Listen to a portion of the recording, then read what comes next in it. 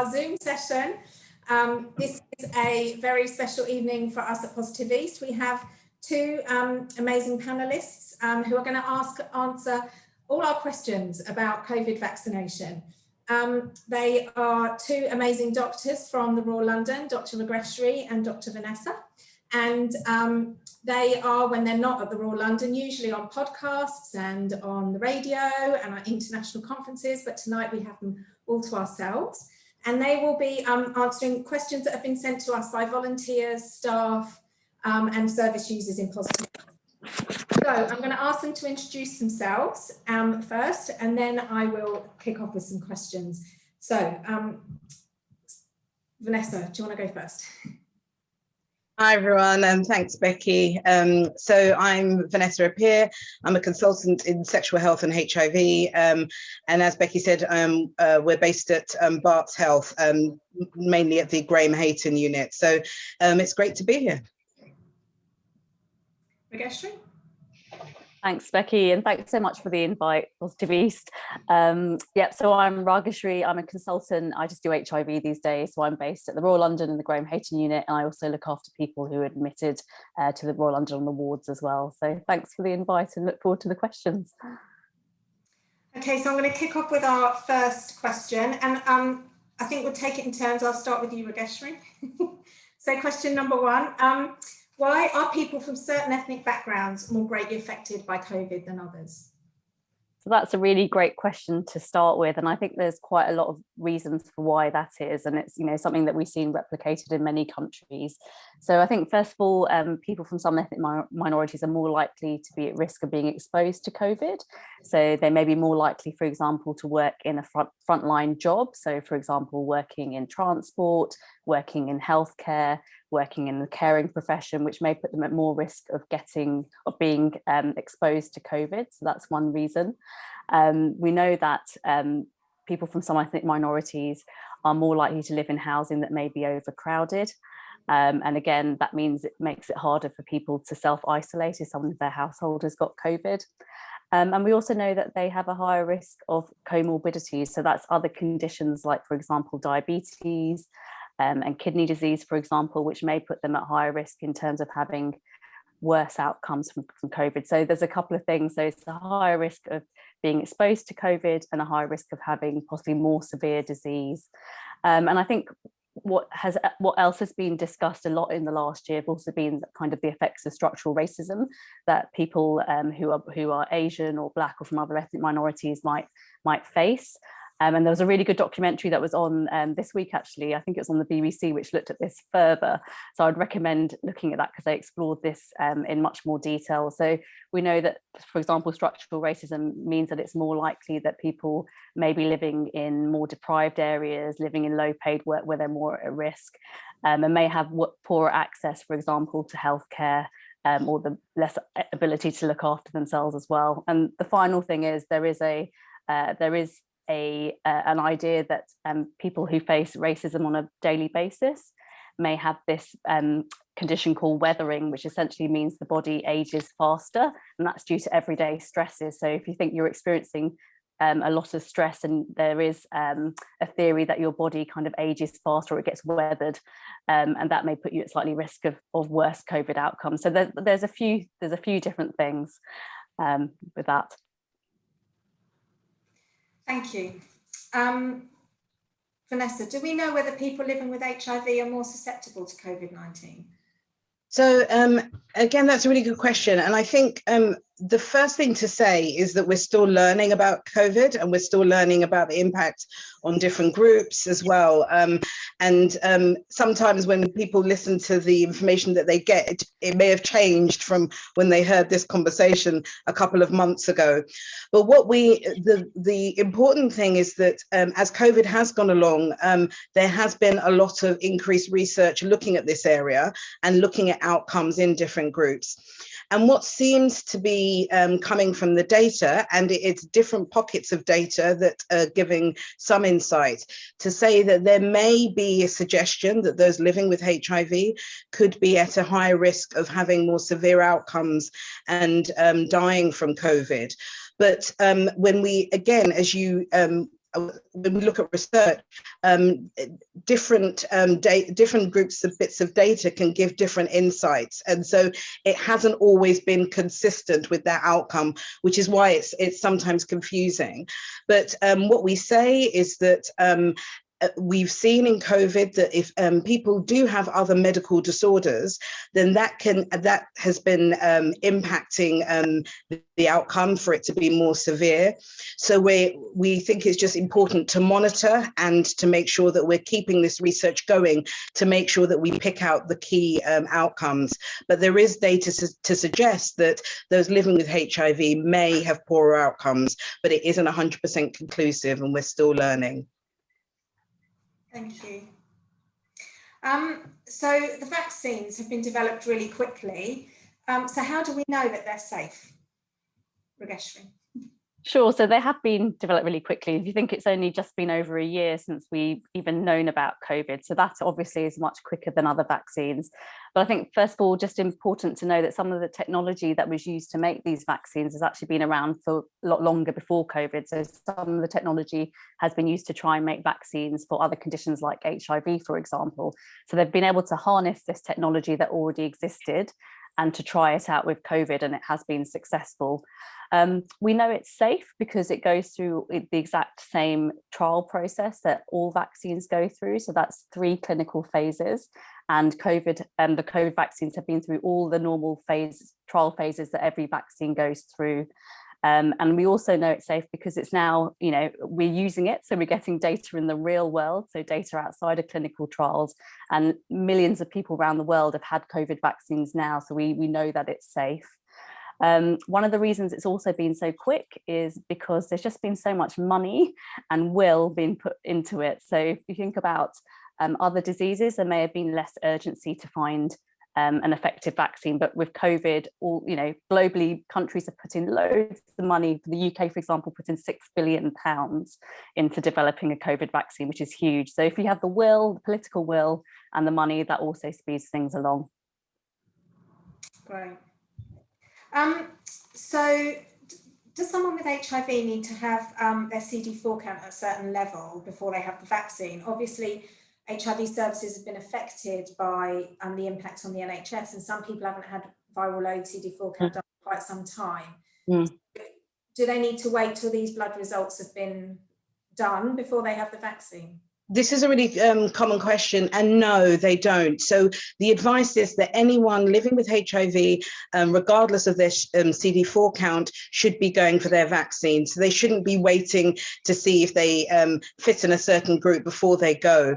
Now, again, we've come so far. So in the early stages of the rollout of the vaccine, there are different priority groups that had been set out by the Joint Committee of Vaccines and Immunization. So that was really to make sure that those that needed it sooner and were at more risk of COVID were highlighted.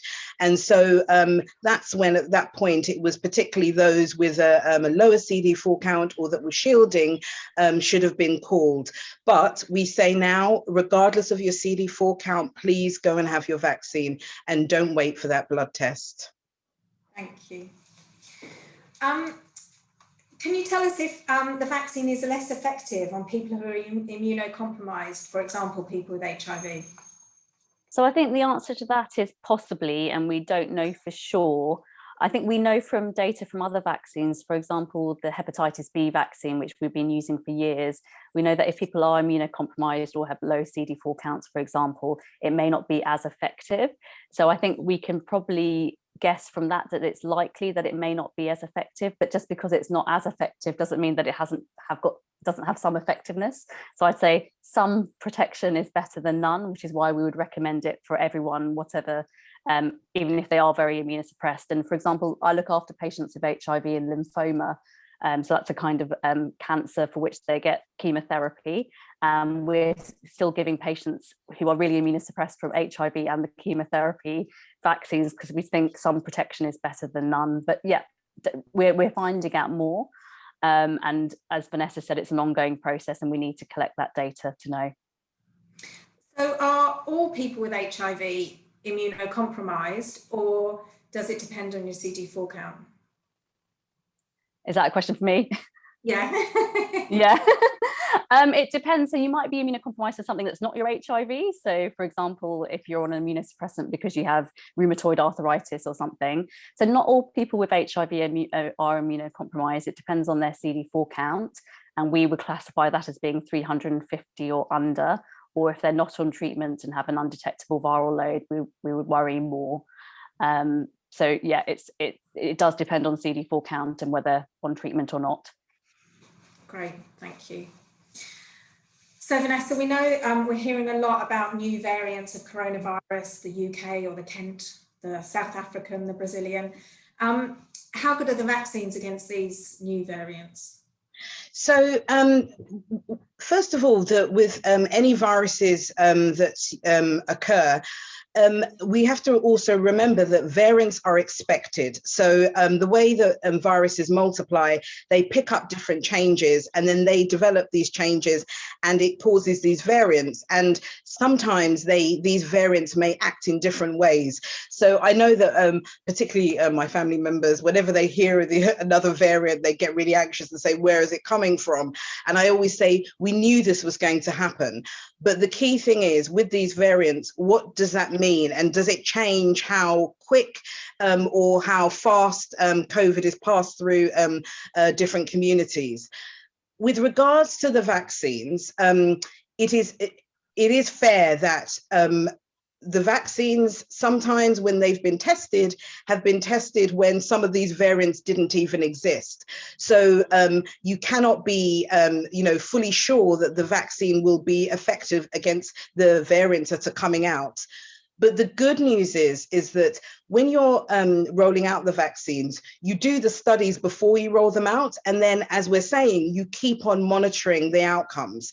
And what we are seeing is that the vaccines that are out at the moment that are licensed and are in use in the UK, so currently that's Pfizer and AstraZeneca, we're seeing that of the new variants that are coming out, there is effectiveness against those variants. And so I think it picks on what Rageshri was saying earlier, is that some protection is better than nothing. And so we are learning if these new vaccines will be highly effective against these variants. But the main thing is it's important to get the vaccines regardless, because you need to have protection against COVID-19 and against the coronavirus that's circulating. And we need to make sure you have some protection against it. And the best way to do that is the vaccine. And we will learn as we go on if there needs to be any change in the regime. So a bit like the flu vaccine, we take that yearly. It may be, I always laugh at these situations because you don't want someone writing it down and then come back to me in 6 months and say, you told me this. But it may be that in a year's time, we may need to take the vaccine yearly. We don't know. So we are learning. But the key thing is that we're learning that these vaccines are effective against some of the variants for a certain amount. And it's better to have something rather than nothing. Great, thank you. So there's been talk about, certainly on social media, about whether the vaccine can affect infertility or fertility. And people are saying that the vaccine's safe, and no, it doesn't affect your ability to get pregnant. But how can we know that? We don't know the long-term impact yet. So is it safe for women who want to get pregnant? So it absolutely is safe for women who want to get pregnant, and it doesn't have an effect on fertility. In terms of long-term effects of vaccines, obviously we haven't had the vaccines for that long, so we only know for how long we've had the vaccines. So again, we'll need to collect data as we go along. But for most vaccines, if there are going to be any problems with them, it tends to happen either very quickly, so immediately, so if someone has an allergic reaction, which although is very rare, can happen, or it tends to happen within the first few weeks. So we do have that data to know that, certainly in the time frame where vaccines can cause problems, that it doesn't affect fertility. And also when we think about how it might affect fertility, so what is the biological mechanism behind that, there isn't one that we can think of in which it would particularly do that. So I have no concerns at all about it affecting fertility, and I would highly advise anyone who's trying to become pregnant to get the vaccine. And also we know that women who are pregnant who have COVID, so they have the disease, they can get quite sick. So if there's any protection that you can get before you get pregnant, it's the right time to do it, get it then. Great. Can you tell us if there are any animal or human products in any of the ingredients that are make up the vaccines? So just to reassure, no, there are no animal products within the vaccines. And again, you've mentioned human products, and sometimes there has been some circulating information that there is aborted fetal tissue within the vaccines, and there is no fetal tissue in the vaccines. Just to highlight, there are aborted fetal cell lines, and these are cells in the laboratory from historic abortions from over 2 decades ago, that unfortunately is in standard practice when we are doing research in labs, and it is acknowledged that this is not the optimal way to get these cells, and that is acknowledged. But in the testing and also sometimes the confirmation of the vaccines, it's those cells have been used in the lab. But then when we talk about making the vaccines and then the vaccine that's actually injected in your arm, it does not contain any animal products or fetal products or any human products. Great, really good. So we hear there are lots of numbers, you know, on the news and whatever about, oh, it's this one's 85%, 87% effective, this one's 97% effective. Which vaccine is best, and can I choose which one I'm going to have? So that's a really good question, and there are so many numbers, and all those numbers mean different things. And in terms of what it means by effective at what? So effective at preventing death or hospitalisation or symptoms, or preventing COVID without symptoms. So that's just important to realise that the numbers may all mean different things. They may not be a direct comparison. What I would say is that when they first started to try to make a COVID vaccine, they felt that if there was a 50% efficacy, then that would be a success. So the fact that all of our vaccines are well above that just shows how effective all of the vaccines are. In terms of whether you can choose, I don't think you can choose which vaccine you get. And I have to say, if I'd had the choice, I wouldn't know which one to pick, because I think they're all equally as good as each other. So I would say take the first one you're offered, because it will be very effective. So if someone doesn't have settled immigration status in the UK, can they get vaccinated? Everyone can get a vaccine regardless of immigration status in the UK. So COVID is one of those conditions where you're exempt from paying any fees if you don't have recourse to public funds. And that includes being treated for COVID, getting a COVID test, or getting the vaccine. So that you can get the COVID vaccine even if you don't have settled immigration status. And the way to do that is to register with a GP. You are allowed to register with a GP regardless of immigration status, and then that should put you within the programme to be offered a vaccine. There are lots of people who are trying to make sure that people who may not have this information have that information. So I would highly recommend Doctors of the World. They've got a fantastic website with lots of resources for migrants in different languages, and it kind of helps in terms of if you have to go to a GP surgery to register, it helps give you the information so that you can do that and help advocate for yourself. So yes, they're free for everyone regardless of immigration status. Great. And Vanessa, I've heard if you haven't told your GP that you've got HIV, you can still get vaccinated, and you get it through your HIV clinic. How can this be arranged? Yes, so all services are being really proactive to just ensure that everyone that needs the vaccine and wants the vaccine can get access to the vaccine. So as Rageshri said, so the main routes are typically with your GP, and you can access it through there. But if you're concerned about letting your GP know, you can contact your local HIV clinic, where you receive your care, and they will all tell you the route to access the vaccine. So just for an example, we've been proactively contacting our patients just to say that the vaccine is available. giving them an opportunity to talk through their concerns as well, which I think is really important, and then also signposting them as to where to go. So please don't let your relationship or concerns with your GP stop you getting the vaccine. Within the clinics, we're there to help and support. Great, thank you. Can I just add there? Yes. Sorry, is that all right? So we were talking before the start.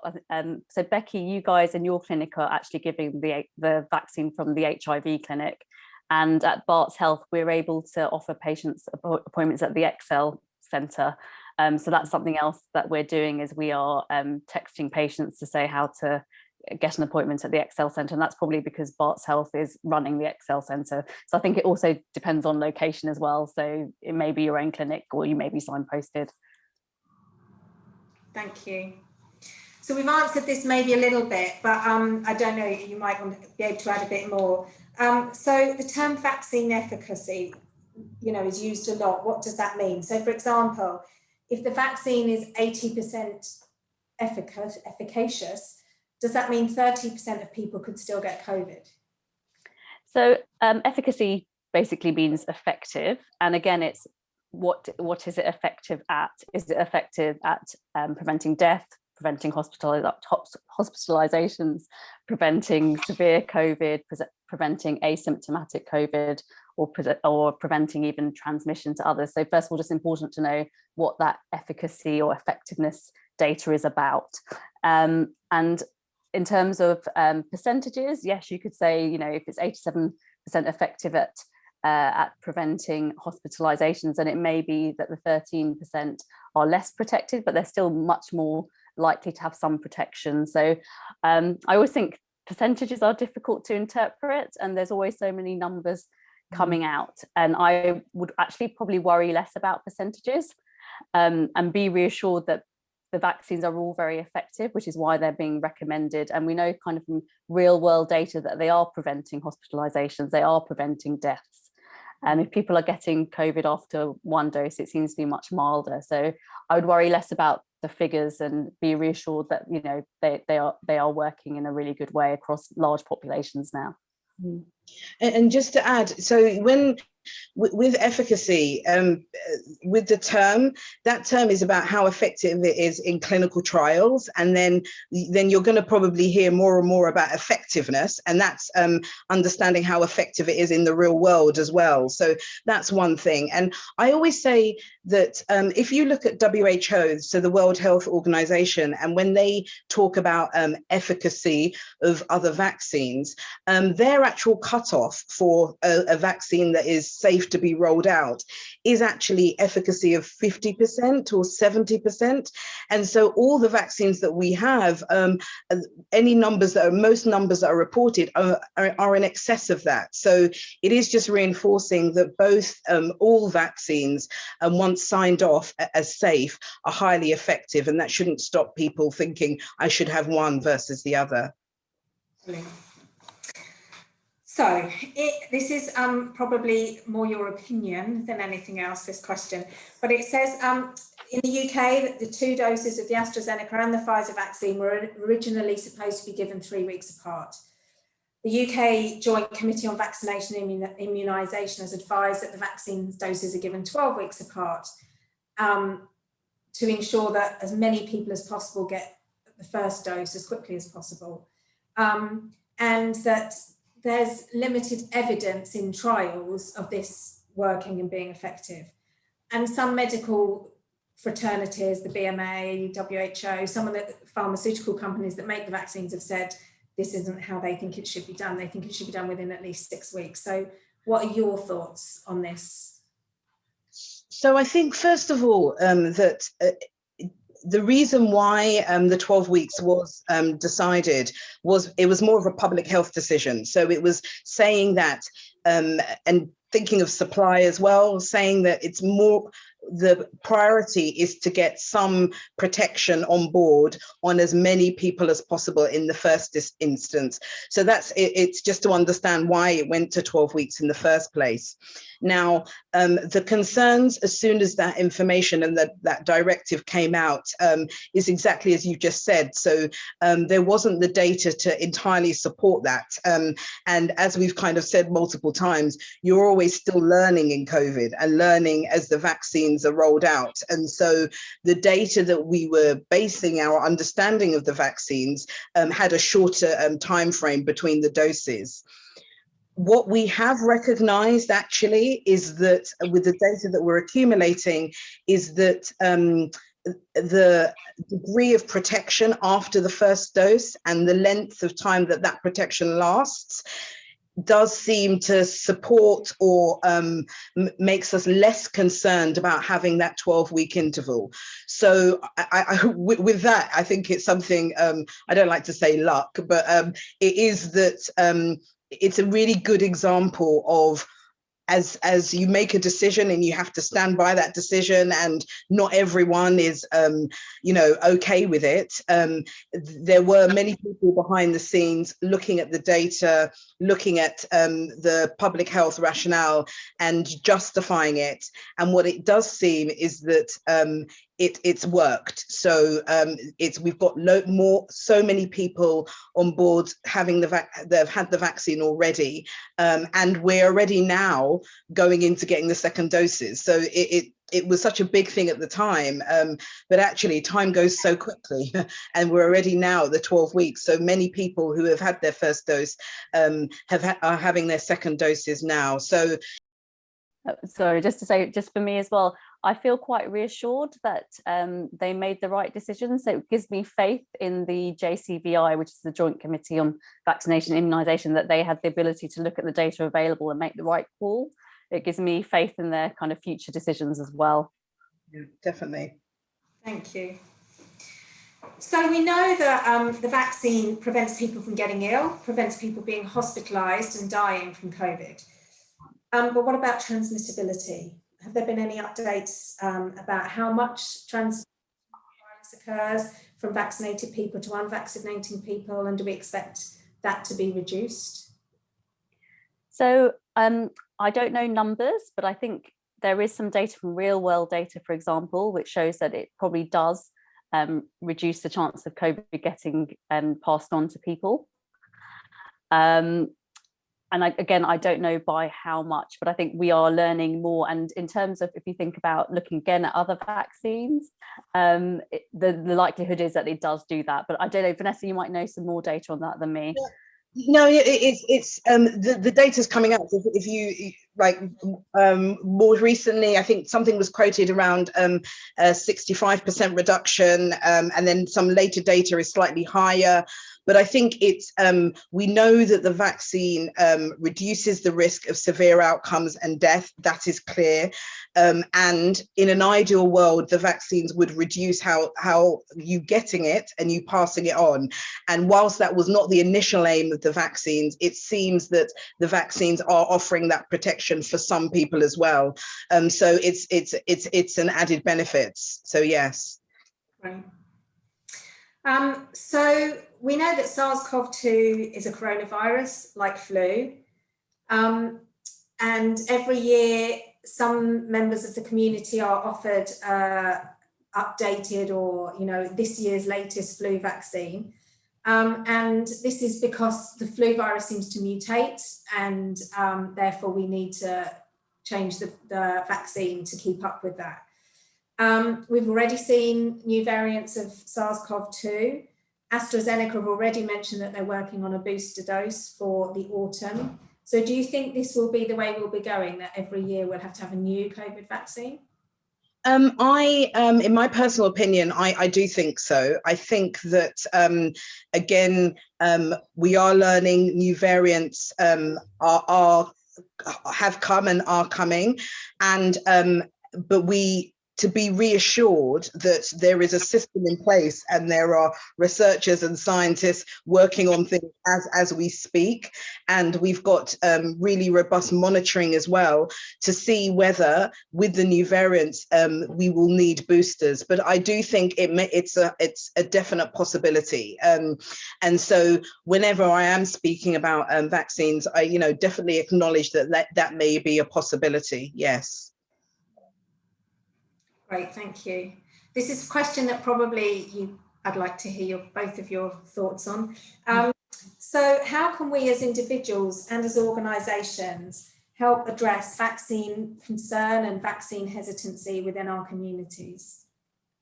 So I think it's really important that we all have a stake in this and we all try to address this. So I think particularly in terms of individuals, we're able to have one-on-one conversations with people, maybe not just one conversation, several conversations.